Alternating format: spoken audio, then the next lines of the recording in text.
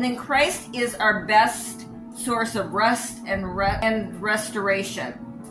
Matthew 11:28-30 says, "Come to me, all you who are weary and heavy laden, and I will give you rest." Survival exhausts us. Living paycheck to paycheck, worrying about where our next meal is coming from, worrying about how we are going to pay the bills, worrying about how we're going to put a roof over our heads and how we're going to feed our children and how we're going to keep the lights on is exhausting.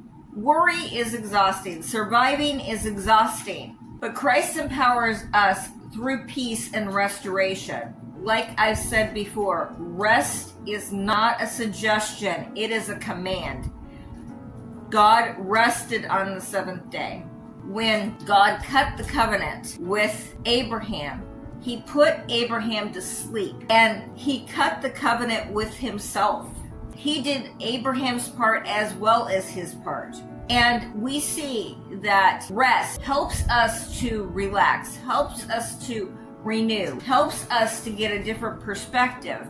But if we're not resting, if we continually worry and we're staying up at night worrying about how we are going to survive and how we're going to put food on the table for our kids and how we're going to keep the lights on, we're never going to get rest. We're going to continually be in this cycle of going to work, doing a side hustle, trying to get money here and there and everywhere, and we're not going to rest.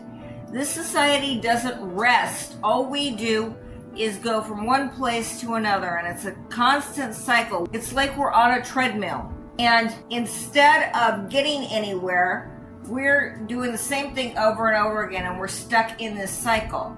But we need to rest, because rest is when God can speak to us. Rest is when God can handle things. We have to make sure that we're telling God, I can't do this on my own. The battle is not mine but yours. And allow him to come in and do those miracles. Allow him to come in and turn everything around. But if we don't rest, we are not going to be strong enough.